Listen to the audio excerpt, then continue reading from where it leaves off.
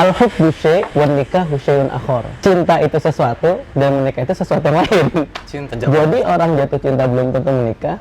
Nggak semua orang menikah itu berangkat karena cinta. Kalau ditanya misalkan ada istilah jatuh cinta atau bangun cinta, saya bilang bangun cinta itu tidak masalah. Bangun cinta itu artinya visinya sama dulu, pandangannya sama dulu, misi kita apa nih ke depan untuk berkeluarga. Oh ternyata pikirannya sejalan. Ya sudah, silakan nanti witing terusno jalaran saka kulino gitu.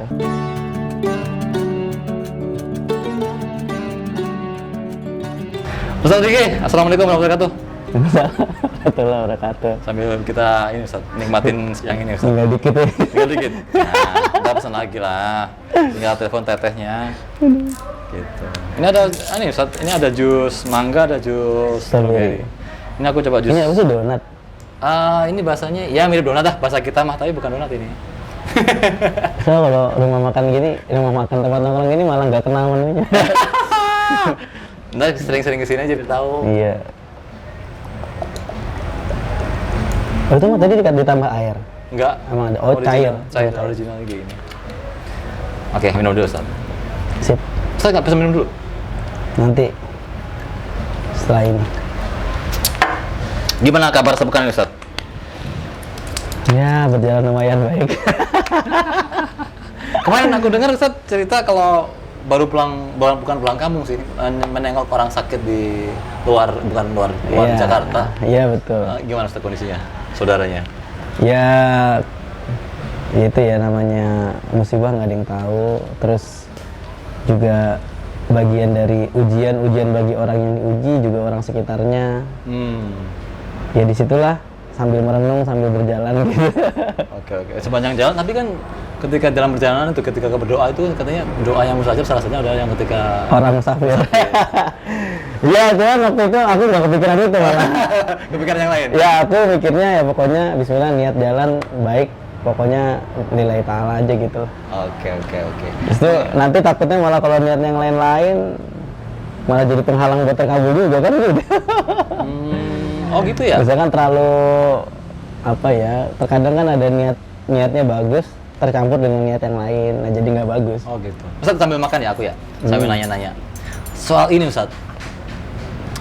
Karena kepikiran juga sih Ustaz, gini pernahkah sih Allah itu salah ngasih takdir gitu Ustaz ke manusia? Kadang-kadang kita kan merasa kok gini amat gitu. Itu gimana Ustaz? Jadi sebetulnya kita harus meyakini satu, wahwal alimul qadir, bahwa Allah itu maha tahu dan maha menempatkan sesuatu dengan benar gitu. Jadi nggak mungkin Allah salah memberikan takdir. Terkadang respon kita yang salah menerima takdir. Menyikapinya. Iya, salah respon kita yang salah dalam menerima takdir atau menyikapi takdir. Karena sejatinya pandangan mata kita itu terbatas. Pandangan mata kita terbatas, pikiran kita juga terbatas, ruang lingkup yang bisa kita lihat juga terbatas, sehingga yang kita rasakan hanya ketika saya menerima musibah kecopetan, maka Allah tidak sayang karena Allah membiarkan harta saya terambil oleh orang lain. Sebatas itu kan yang kita bisa lihat. Ternyata tanpa kita sadari, dengan kehilangan itu kita menjadi tangguh. Oh, ternyata setelah ini saya bisa menghadapi masalah ketika uang tiba-tiba hilang.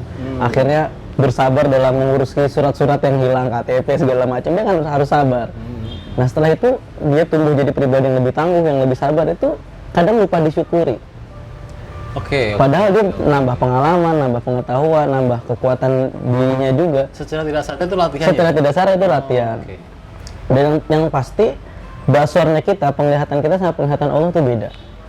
Kalau misalkan kita lihatnya hanya kecopetan itu kehilangan barang, maka Allah sudah menyiapkan takdir terbaik setelah itu apa. Dan itu kita juga nggak tahu dalam bentuk apa. Sama halnya kadang-kadang anak berselisih dengan orang tua. Anaknya merasa kalau misalkan orang tua saya nggak sayang. Itu takdir juga nggak itu? Ya itu kan bagian dari takdir. Dapat orang tua yang seperti apa gitu. Justru malah sekarang baru diketatin dikit pengumuman ke orang tua gue strict parent gitu kan. Padahal sebenarnya melarangnya masih dalam batasan larang yang sangat wajar gitu.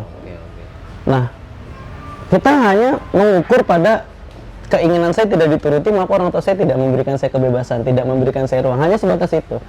Tapi dia lupa kalau orang tua sudah hidup lebih dulu, dan tahu efek akibatnya dan mencegah supaya anaknya tidak terjadi apa-apa, itu kita nggak lihat. Bahkan kalau kata Ibnu Athaillah, ketika Allah tidak memberi sesuatu itu adalah pemberian. Ketika Allah tidak memberi sesuatu itu artinya mesti doa nggak terkabul gitu ya? Iya, misalkan gini. Oke. Saya pengen kaya Oke. saya pengen ke Hotman Paris gitu. Ternyata enggak nih, jadinya malah abang-abang biasa gitu. Itu adalah pemberian. Kenapa? Karena boleh jadi ketika kamu diberi seperti Hotman Paris, kamu bisa lebih parah dari Hotman Paris perilakunya misalkan gitu. Emang Hotman kenapa Bang Maman? Ya misalkan ya bagi agama kita mungkin berdampingan dengan banyak aspri itu kan bukan hal yang lazim ya kan. Ya, paham. Ya maaf bukannya nyolek Bang Hotman tapi contoh aja gitu, contoh bahwa oh ternyata kita dihindarkan dari kemaksiatan gitu. Ya kalau dibilang iri atau enggak sih saya nggak iri ya, nggak pengen gitu juga. Nah terus itulah pemberiannya bentuknya, dihindarkan dari keburukan atau potensi keburukan yang lebih besar. Makanya Ibnu Athaillah bilang ketika Allah tidak memberi, itu adalah pemberian. Dan kedua, nasihat dari Ibnu Athaillah yang sama juga, arih nafsak minat tadbir. Istirahatkan diri kita dari mengatur urusan Tuhan. Mendikte Allah gitu. Iya, misalkan saya men-set bisnis ini sudah berjalan baik, sudah saya siapkan 100%, persiapannya matang, tax and risk-nya sudah kita hitung, resikonya segala macam. Pokoknya kemungkinan gagalnya hanya 5% dari 100. Ternyata yang terjadi 5%. 95%-nya gagal. 90%-nya berhasil nih, karena perencanaan sudah matang. Yang potensi gagal hanya 5%. Ternyata di lapangan, potensi 5% itu terjadi. Gagal lah. Gagal lah. Ya akhirnya ketika kalau dia merasa yang menyiapkan segalanya adalah dia dan dia menentukan hasil, dia akan kecewa betul. Akan kecewa banget karena sudah disiapkan sedemikian matang kok masih gagal aja nih. Allah gimana sih Allah ngasih takdir nih, padahal sudah persiapan matang loh ini. Nah istirahatkan diri kita dari mengatur yang seperti itu, karena usaha wilayah manusia, hasil itu wilayah Tuhan. Jadi takdirnya nggak salah, boleh jadi dari itu banyak pengalaman yang dia dapat. Sehingga bukan lagi 90% nanti persiapan yang dia lakukan, 97%, 98%. Dan potensi nggak 2% yang terjadi, potensi saja. Maka dari itu, dengan apapun yang kita lakukan hari ini, pekerjaan kita, kuliah kita, belajar, urusan apapun itu, berharaplah kepada Allah dan sandarkan sepenuhnya, serta sisakan ruang hati untuk kecewa. Oh gitu? Kenapa? Karena urusannya kan juga sama manusia. Kadang mungkin yang mengecewakan manusianya, dan itu bagian dari takdirnya juga. Akhirnya ketika kita mendapati sesuatu yang membuat kita kecewa, kita sudah meregulasi emosi kita untuk menerima itu, dan yang pasti kita tidak hancur yang terlalu berkeping-keping ketika menyiapkan ruang untuk kecewa ya. Siap. Ustadz, takdir kan bukan cuma sekedar yang tadi dibilang rezeki dan lain-lain. Kan ada jodoh juga, ada sakit juga lah katakanlah kayak gitu, termasuk dari itu gitu. Terus kadang-kadang kalau bicara soal jodoh nih Ustadz, kan pasti manusia itu ada keinginan, kalau di lagunya Ashanti kalau nggak salah, Ashanti itu anang. Iya dua-duanya anang Ashanti. Gitu kan, maunya kan something seorang. Tapi kadang-kadang yang tadi saya sampaikan juga Bapak, sebenarnya kadang kita tuh maunya A gitu ya. Tapi kadang Allah itu kan takdir rezekinya dalam arti jodohnya itu B, C, bahkan sampai Z loh. Yang nggak masuk kriteria sama sekali. Ada aku pernah dengar cerita Ustadz berkali-kali, aku suka dengerin juga. Aku ini adalah istriku yang sekarang, katakanlah istriku itu dibilang punya kategori suami.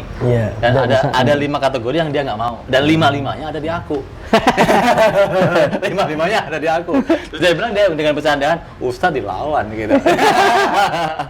Gimana kalau Ustadz? Tapi gini, makanya Pak Fahrudin Faiz itu pernah bilang, al-hubbu syai' wan nikahu syai'un akhar. Cinta itu sesuatu dan menikah itu sesuatu yang lain. Cinta itu sesuatu dan menikah itu sesuatu yang lain. Sesuatu yang lain. Gimana penjelasan? Jadi orang jatuh cinta belum tentu menikah. Nggak semua orang menikah itu berangkat karena cinta. Oke. Nah, itu juga kenapa kalau ditanya misalkan ada istilah jatuh cinta atau bangun cinta. Saya selalu mendebatkan ini sebenarnya ya. Saya bilang bangun cinta itu tidak masalah. Bangun cinta itu artinya visinya sama dulu. Pandangannya sama dulu. Misi kita apa nih ke depan untuk berkeluarga? Oh ternyata pikirannya sejalan.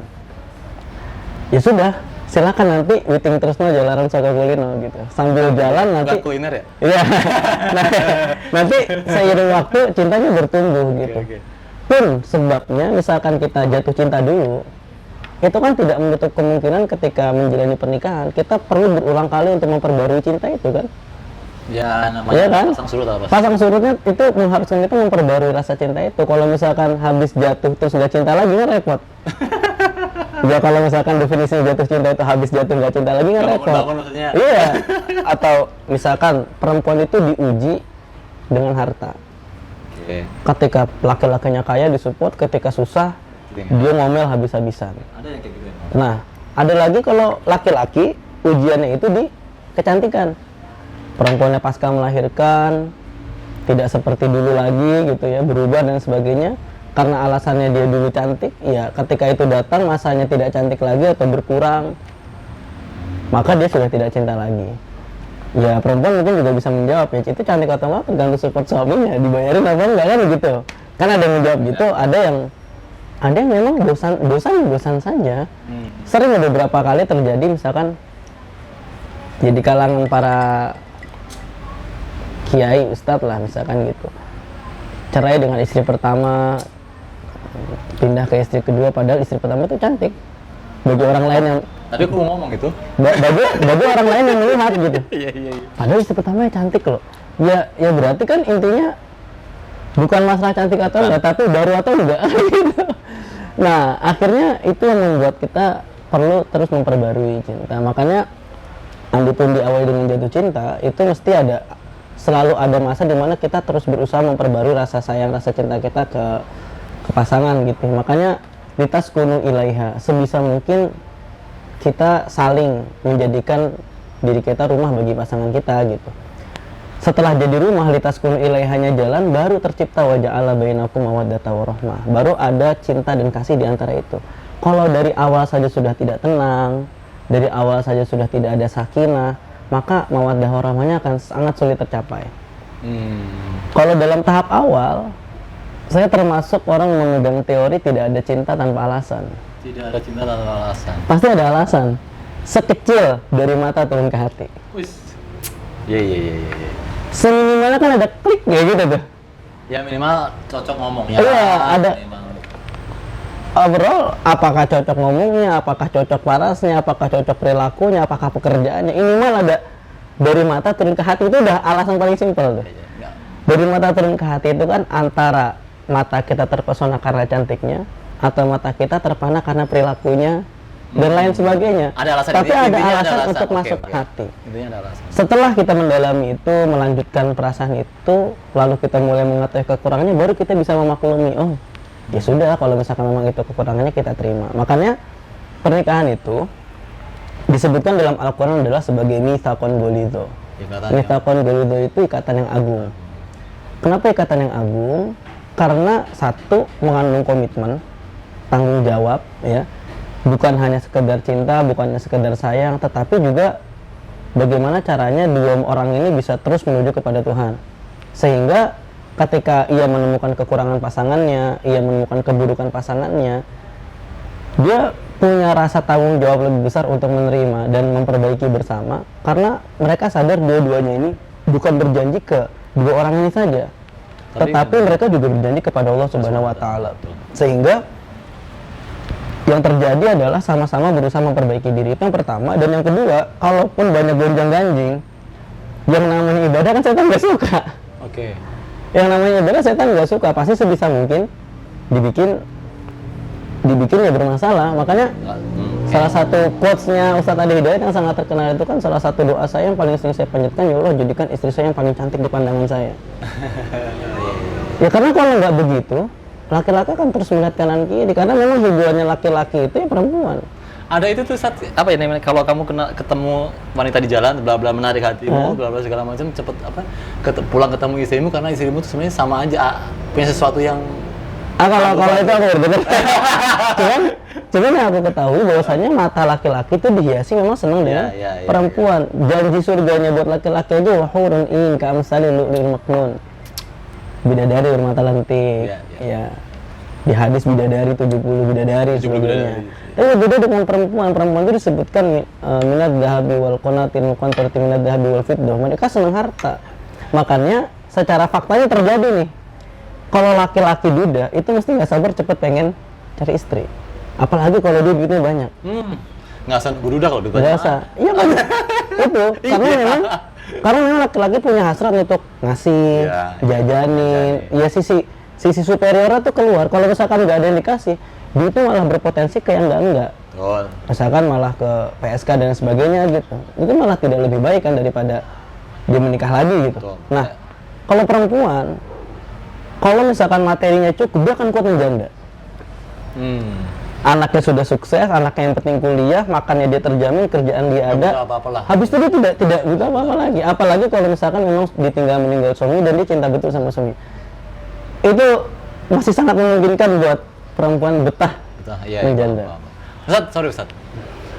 Seberapa effort gitu, maksimal katakanlah manusia untuk memperjuangkan cinta takdirnya lah katakanlah atau cintanya lah. Yang kita sebenarnya sama-sama nggak tahu berakhirnya dengan siapa atau berakhirnya seperti apa kan kita nggak tahu. Jadi itu harus sampai mana Ustaz perjuangannya? Maksudnya jangan sampai dalam arti aku tuh berpikir jadi kayak tadi Ustaz kan bilang jangan sampai mendikte Tuhan atau Allah. Nah, gimana Ustaz? Iya, kadang ada komentar netizen, ya Allah wong itu ya Allah.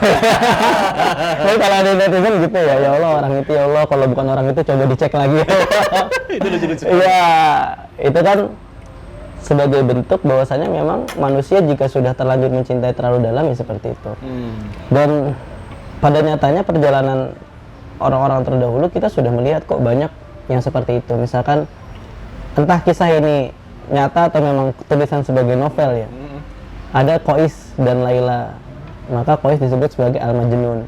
Oh, Laila Majnun. Iya, Laila Majnun maksudnya Laila ceweknya, Majnun itu si Qais yang disebut sebagai Majnun. Majnun itu artinya gila. Jununun, Majnun orang yang gila. Nah, Qais itu disebut sebagai orang yang gila karena ketika dia kehilangan Laila, dia seperti kehilangan hidupnya. Sudah nggak mau hidup lagi. Iya, dia hanya berpikir tentang Laila sampai pada akhirnya kisahnya itu Laila meninggal, Qais terus menunggu di samping kuburannya sampai ya Qais ikut meninggal. Dan ternyata saya selalu menyebutkan saya tidak seperti Qais gitu. Saya menyebutkan bahwasanya cinta ya penting ya, cinta ya penting, tapi tidak seperti itu juga ya, itu prinsip. Ada laki-laki memang yang, ada juga teman saya yang menunggu, sekarang sudah jadi istrinya dan sudah punya anak gitu. Dia menunggu 4 tahun. Dan hanya berhenti di situ, tidak pernah ganti-ganti. Ada yang seperti itu. Ada yang berjalan ya seperti kisahnya Mas Agung mungkin tadi yang 5-5-nya kriterianya nggak masuk tapi yaudahlah gitu. Ada yang begitu. Dan takdir itu. Dan apakah dengan yang tanpa kriteria tadi berjalan tidak baik-baik aja? Ternyata ada juga. Justru ada loh yang sebelum pernikahan kita lihat sebagai couple goals ternyata bercerai juga. Iya, ada. banyak. Ya itulah kenapa disebut sebagai misakon kulis. Maka kalau ditanya kapan titik perjuangan terakhirnya, saya pikir kalau memang sudah jelas penolakannya sudah, kita bisa menerima orang lain gitu. Kita bisa membuka hati buat orang lain selama tektokannya jelas. Oke, dalam proses ini saya merasa sudah cukup ya sudah. Kalau apa ya itu kan ikut ritmenya aja.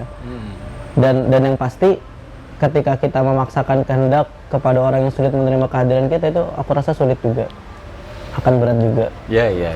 Entah ini dalil orang malas berjuang atau apa sih nggak tahu. Cuman aku selalu menetapkan pada diri selama aku masih dalam proses ikhtiar dan berjuang ya akan aku perjuangkan betul gitu. Oke. Kalau misalkan sudah terlihat kayaknya susah ya, ya kembali itu ya, makanya Nabi memberikan kita arahan untuk kriteria pasangan kan. Selama 4 unsur itu ada, 5 liha hartanya, wali hasabiha nasabnya bagus, wali jamalnya cantik, wali diniha agamanya. Fatfar bidzatiddin taribat yadak. Maka utamakan bagian agama, nanti akan mempermudah dirimu. Nah, sebetulnya itu satu hal yang menurutku logis banget gini. Kenapa 4? Kenapa nggak cuma agamanya doang? Kenapa harus ada 4? Harus ada hartanya pisan, materi. Ini cowok disuruh materi apa gimana kan enggak. Tapi andaikan pilih agamanya, yang penting agamanya bagus. Ternyata nggak cantik-cantik banget. Oke lah, cantik itu relatif. Tapi pastikan Anda sudah menerima itu. Karena apa? Awalnya niat milih agamanya, tapi karena makin kesini kok makin kurang cantik, akhirnya ngelirik-ngelirik yang lain itu kan juga nggak benar. Makanya seenggaknya poin dari 4 itu tadi setidaknya 2/4 terisi, apalagi bagus lagi 3/4. Jadi selalu ada sarana kita untuk bersyukur kepada Allah. Oh, istri saya agamanya sudah bagus, cantik pula, nggak apa-apalah meskipun hartanya nggak seberapa dan nasabnya biasa aja. Oh, ternyata istri saya agamanya bagus, keturunan orang baik. Oke lah, nggak apa-apa, cantiknya biasa dan hartanya biasa saja. Bagus-bagus lagi misalkan, oh agamanya bagus, hartanya cukup, nasabnya bagus, apalagi yang mau saya cari? Nah itu. Artinya itu pintar-pintar kita bersyukur ya. Iya, Point of ininya, POV-nya. Tetap akan, andai pun orang itu dapat 4/4-nya, kalau tidak membuka ruang untuk bersyukur, ya akan kurang juga. Tetap kurang. Sebagaimana peribahasa Indonesia lah. Apa tuh? Gajah di pelupuk tak terlihat, semut di seberang terlihat. Jadi kita akan terus menemukan celah untuk mencela. Kurangnya dicari, kita lupa kelebihannya. Bahkan mungkin ada orang yang merasa tidak pernah disupport, padahal sebenarnya support. Ya, cuman memang karena jenuh, karena bosan, gitu dan sebagainya. Jadi 4 kriteria tadi, kalaupun sudah ada, ya tetap ada unsur harus bersyukurnya, supaya kita bisa terus menerima kelebihan dan kekurangan. Ya kalau dalam bahasa saya, kelebihannya disyukuri, kekurangannya dirayakan. Keren sih, keren. Itu. Keren. Tapi oke Ustadz, seru sih cerita-cerita tentang jodoh, takdir, gitu-gitu. Iya, Cuma anak muda banget. anak muda banget ya. Semoga jadi penyemangat teman-teman yang sekarang masih berjuang untuk apa ya, bukan menggapai takdir sih, menggapai keinginannya mungkin. Aku dong. Cuma akan sulit Pak lagi kalau kita tidak tadi bilang satu syukur, tapi lebih gini lah kalau aku berpikir, aku tahu kita tuh tahu hasilnya kalau kita sudah menjalani Ustaz kayak gitu. Karena kalau di awal pasti kok begini sih, kok begitu sih, kayak gitu. Kalau aku tuh selama masih dikasih respon yang menerima sih oke ya, kalau responnya bagus. Kalau respon sejak awal sudah kayak nggak minat, ya mau ngapain dipaksa. Ya.